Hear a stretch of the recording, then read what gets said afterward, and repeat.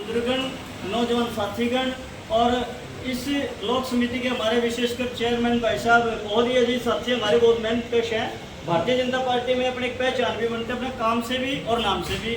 आदरणीय नरेश कश्यप जी हमारे साथ आए, हरियाणा प्रभारी आदरणीय श्री चंद्रपाल चावरिया जी, प्रदेश उपाध्यक्ष आदरणीय मोहनलाल चिलकाना जी, प्रदेश सचिव नरेश कुशामर जी, समाज सेवी हमारे गुलाब चौहान जी, हमारे प्रवीण अदियाना सरपंच जी, हमारे नौरंग सरपंच जी उमराना से, और पवन कागड़ा जी जिला महासचिव हमारे बंटी जी, दिलबाग गहलोत आपके जिलाध्यक्ष भाई कमल चौहान जी, मैंने तो अभी थोड़ी नज़र बढ़ी है कमल के ऊपर, तो कमल जी आप सभी साथियों का और मेरी मातृशक्ति को मैं नमन करता हूं, आप सभी का अभिनंदन करता हूं कि आप लोगों ने किया और इस संगठन को बुलाने का एक अवसर दिया। ये आज कोई मतौडा के अंदर हमारी पहली बैठक नहीं है। इस बैठक से पहले 2022 के अंदर आप ही के कलखा गांव से, शराना विधानसभा में कलखा गांव आता है, बलवान जो कि पहले इंडियन नेशनल लोकदल में थे, आजकल वो कांग्रेस में है, साइलेंट है। उन्होंने जब संगठन ज्वाइन किया था आदरणीय गहलोत सर जी के माध्यम से कम 250 आदमियों का वो कार्यक्रम था। खैर उनका अपना एक वर्चस्व भी है क्योंकि वो चुनाव भी लड़ चुके हैं, 36 बिरादरी से उनके अच्छे संपर्क भी हैं, बहुत अच्छे व्यक्ति हैं। संगठन की बार बार बात आई, संगठन संगठन संगठन। मैं तो एक ही कहूँगा, 100 सुनार के एक लोहार के भाई, संगठन की अगर ताकत को पता देखना है कि संगठन है क्या। कहीं भीड़ों का छत्ता हो ना, एक पत्थर उठाना और उस भीड़ा के छत्ते पर फेंक दो, आपको संगठन की ताकत का पता लग जाएगा कि संगठन होता क्या। ये संगठन की ताकत होती है। दूसरा, अभी एक चीज़ हो रही थी बार बार SC ST को लेकर बार बार की वही मुकदमे दर्ज। ये मैं आप लोगों से एक चीज़ कहूँगा, संविधान हमें हर तरह का अधिकार देता है, लेकिन ये भी अधिकार नहीं देता कि कोई अधिकार आप झूठी FIR दर्ज करा, चाहे वो SC ST की है, चाहे वो बलात्कार की है, चाहे वो रेप की है, चाहे चोरी की है, जिस धारा के अधीन झूठे मुकदमे दर्ज होते हैं उन धाराओं को निरस्त किया जाता है, खत्म किया जाता है। जैसे 458 चल रहा था वो दहेज वाला, उसको इतना कमजोर बना दिया सरकार ने। अगर आज के दहेज की दरखास्त भी देता ना तो सासू ससुर को गिरफ्तार नहीं करता, ना जेठ को ना जेवर को कर दिया ना। तो मैं एक निवेदन करूंगा भाई, ये झूठे SC ST के मुकदमे दर्ज मत कराओ। आप संविधान की अगर वाक्य में कदर करते हो और बाबा साहब को अगर मानते हो, क्योंकि बाबा साहब ने झूठी राजनीति नहीं की। बाबा साहब ने सिर्फ वाल्मीकि समाज या दानक समाज या चमार समाज के लिए काम नहीं किया।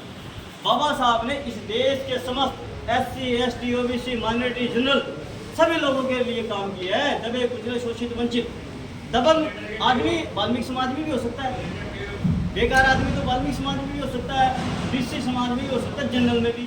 भाई एक आध आदमी निकम्मा आदमी तो घर में भी मिल जाता है, लेकिन एक निकम्मे व्यक्ति की वजह से मैं सारे समाज को टारगेट नहीं करना चाहिए। अगर हमें भाईचारा रखें। आप गांव में रहते हैं, मैं तो शहर में रहता हूँ खुली हवा में। गांव में अधिकतर हमारी बेटियों की जब शादी होती है ना, ये जो प्रोग्राम होते हैं, कई बार हमारे समाज का आदमी आर्थिक सहयोग नहीं करता, मैं दूसरे आदमी के पास, कश्यप जी के पास, किसी जनरल आदमी के पास सहयोग करने के लिए जाता है। जब मैं ब्याज पर रुपये दे हमारी बेटी ब्याह का काम भी करता हूँ। मैं गलत तो नहीं, अगर मेरे मुख से कोई गलत शब्द निकले तो मुझे टोक देना बीच में। तो मैं भाईचारा खराब नहीं करना।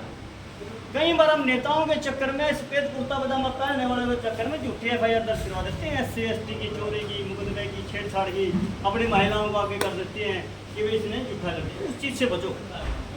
लेकिन जो आदमी वाकई में ही पूरे गांव पे हैवी है, पूरे गांव पे हैवी है ना, तो उसको नस्ता नाबूद करने के लिए तो अगर आप झूठा भी करा रहे ना तो वो 100 सच के बराबर है एक झूठ। मैं ये भी बोल सकता हूँ तो इसकी मरोड़ निकालनी है।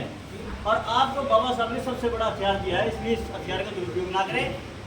खैर ज़्यादा समय आप लोगों के पास भी नहीं है। मैं एक चीज़ और कहूँगा, जैसे कि जजोर साहब ने, आदरणीय समर साहब ने बताया कि संस्था सिर्फ SC ST मुकदमे के लिए काम नहीं करती। ये तो झगड़े हैं भाई, डेली चलेंगे, और दूसरे समाज की नहीं, हमारे घर में भी तो आपसी में झगड़े होते हैं, बड़े भाई का छोटे भाई के साथ, कभी जगह को लेकर, कभी पैसे को लेकर, कभी मान सम्मान को लेकर, किसी न किसी बात पे झगड़े चलते हैं। झगड़े कभी खत्म नहीं होंगे।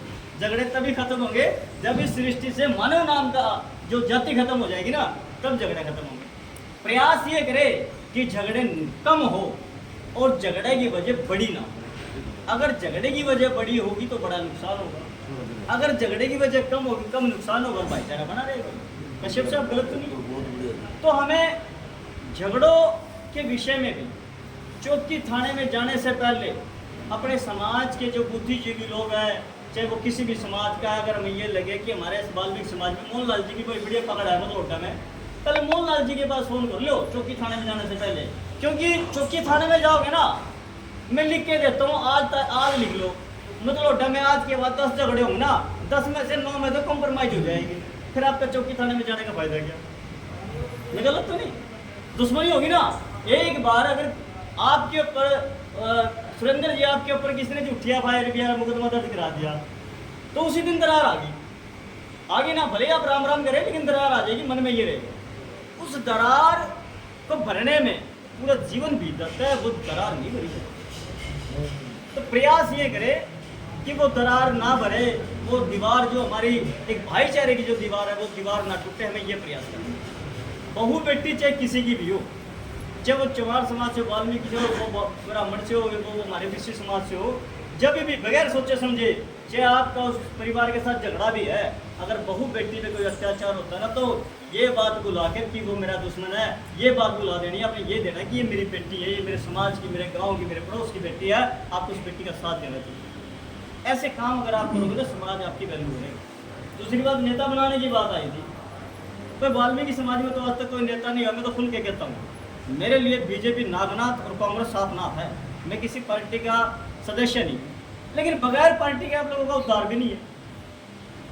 मैं ये भी कहूँगा, राजनीति जो है ना, सफलता की चाबी है। जब तक आपके सही लोग राजनीति में नहीं आएंगे ना तो आपके मंदिर बढ़ेंगे, ना आपकी धर्मशाला बढ़ेगी, ना आपका कोई बैंकेट हॉल बनेगा, ना कोई आपका समुदाय केंद्र बनेगा, ना आपकी गली बनेगी, ना आपके बच्चे नौकरी लगेंगे।